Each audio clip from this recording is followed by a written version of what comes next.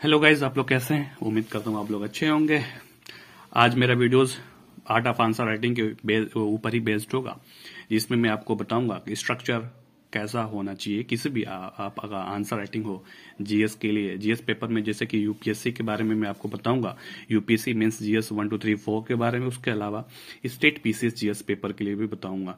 ठीक है, स्ट्रक्चर आप बिल्कुल सेम रखें। कंटेंट हो सकता है कि आपको कहीं कॉन्सेप्चुअल लिखना पड़े और कहीं पे फैक्चुअल लिखना पड़े, वो आपका डिपेंड करता है कि आपका एग्जाम का लेवल कौन सा है।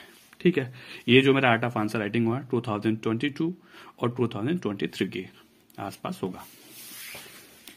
चलिए स्टार्ट करते हैं, लेकिन स्टार्ट करने से पहले यदि आप इस चैनल पर नए हैं तो इस चैनल को लाइक शेयर सब्सक्राइब करें।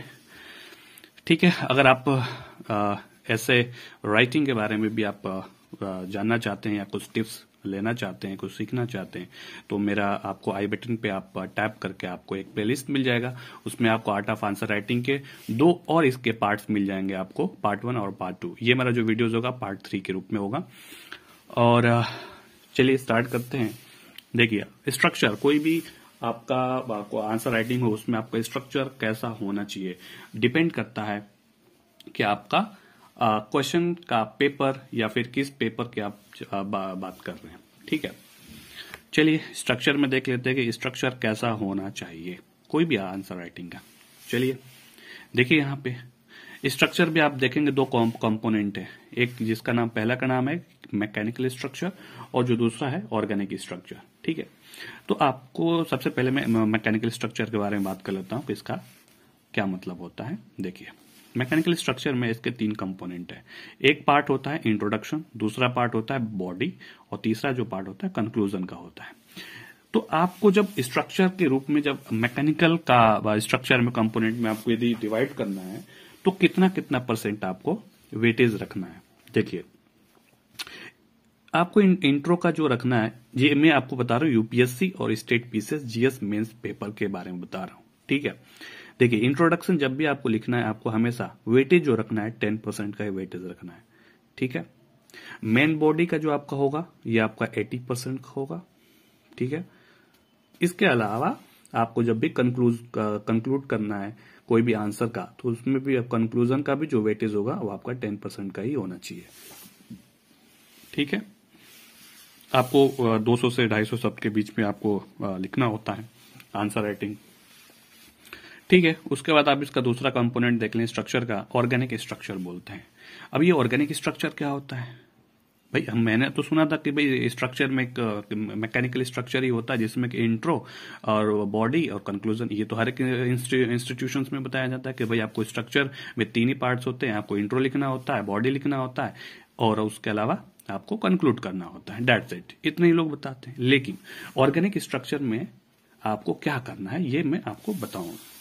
ठीक है, देखिए ऑर्गेनिक स्ट्रक्चर में आपको कंटेंट जो रखना है वो आपका कंटिन्यूटी होना चाहिए। उसमें क्या होना चाहिए? कंटिन्यूटी होना चाहिए।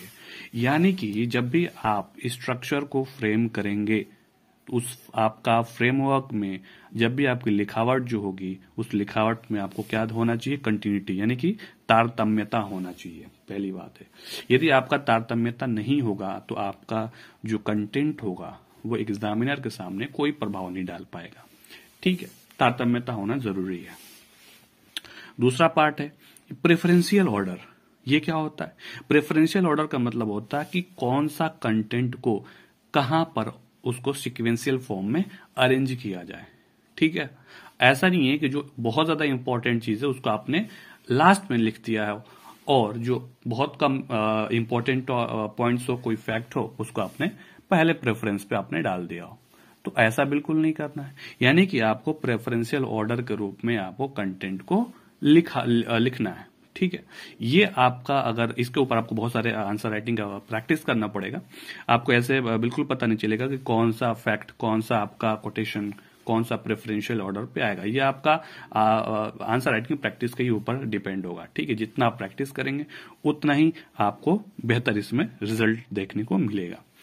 ठीक है, इससे पहले मैंने आपको कॉन्टेक्स्ट के बारे में भी बता रखा है। उसके बाद मैंने कंटेंट के ऊपर भी मैंने एक डिस्कस किया था वीडियोस को, वो आपको आई बटन को आप टैप करके आप प्लेलिस्ट आपको मिल जाएगा, उसमें आप देख सकते हैं, या इस वीडियोस के अंत में भी आपको प्लेलिस्ट मिल जाएगा। ठीक है, उसके अलावा आपको देखिए सबसे पहली बात है हिंदी मीडियम का सिलेक्शन का ना होना, चाहे वो यूपीएससी हो या स्टेट पीसी हो। सबसे बड़ी जो कमजोरी है लैक ऑफ आंसर राइटिंग है। हिंदी मीडियम के स्टूडेंट जो होते हैं सिर्फ स्टडी करते हैं, नंबर ऑफ आवर उनका बहुत ज्यादा स्टडी पीरियड होता है, लेकिन भाई आप यूं समझे ना, प्री आपको निकालना मुख्य ध्येय तो है नहीं कि मैंने प्री क्लियर किया और मेरा फाइनल सिलेक्शन मिल गया। प्री निकालना आपका चाहे यूपीएससी हो स्टेट पीसी हो, प्री निकालना आपका, इसमें देखिए 3 स्टेजेस होते हैं, प्री होता है, मेंस होता है, इंटरव्यू होता है। लेकिन प्री आपका सिर्फ एक क्वालिफाइंग है, आप प्री को क्वालिफाइड करके आप मेंस असली आपको कट ऑफ डिसाइड करता है कि आप इंटरव्यू से बाहर होंगे या इंटरव्यू से रिजेक्ट होंगे, आपको सिलेक्ट होंगे। ठीक है, देखिए कोई भी, जैसे मैंने बहुत सारे एस्पिरेंट का मैंने ऐसे सुना है कि वो उन्होंने इंटरव्यू से रिजेक्ट हुआ, इसलिए वो इंटरव्यू से रिजेक्ट नहीं हुए हैं, उनका मेंस में मार्क्स से बहुत कम था, इसलिए वो रिजेक्ट हुए हैं। तो वो अपना क्या बोलते हैं कि वो तीसरा चरण से बाहर हुए, उनको, ताकि लोगों को ये लगे कि नहीं कम से कम तीसरा स्टेज तक तो पहुंचा ही। भाई तीसरा स्टेज तक पहुंचा ठीक है, लेकिन उन्होंने मेंस में मार्क्स भी बहुत कम गेन किए थे। ठीक है, उसका पीछे रीजन क्या होता है, लैक ऑफ आंसर राइटिंग। आप यदि आंसर राइटिंग बेस्ड करते हैं तो आपको इंटरव्यू से भी बाहर होने की जरूरत नहीं है, इंटरव्यू में भी मार्क्स आपको कम मिलता है ना, आप तो आपको मेंस के मार्क्स से ही आप सेलेक्ट हो जाएंगे। तो कहने का मतलब यह है कि सब कुछ आपका जो है आपका, वो आपका आंसर राइटिंग ही सब कुछ है। यदि प्री आपने क्लियर किया, आपका आंसर राइटिंग बेहतर नहीं है तो वैसे भी आप चढ़ गए, तीसरा स्टेज तो बात दूर की बात है। ठीक है, तो सबसे बड़ी चीज है कि आप आंसर राइटिंग को प्रैक्टिस करते रहें। चाहे आपका एग्जाम, देखिए एग्जाम प्री का एग्जाम अभी आने वाला है, ठीक है, 5 जून को आपका प्री का एग्जाम होगा, उसके बाद आपका स्टेट पीसीएस में भी बहुत सारे एग्जाम चल रहे होंगे, जैसे कि यूके पीसीएस होगा, उसके अलावा यूपी पीसीएस भी आएगा। तो कहने का मतलब ये है कि आपको आंसर राइटिंग कभी नहीं छोड़ना है। एग्जाम के आप 15-20 दिन पहले आप आंसर राइटिंग छोड़ सकते हैं, ठीक है, लेकिन आपको आंसर राइटिंग हमेशा प्रैक्टिस करते रहना है। आपको यदि आंसर राइटिंग आप प्रैक्टिस नहीं करेंगे तो आपको वहां पे 3 घंटे में 20 क्वेश्चन लिखना अपने आप में एक चुनौतीपूर्ण साबित हो सकता है। ठीक है, अगर आपको ये वीडियोस अच्छा लगता है तो वीडियो को लाइक शेयर सब्सक्राइब करें। Thank you.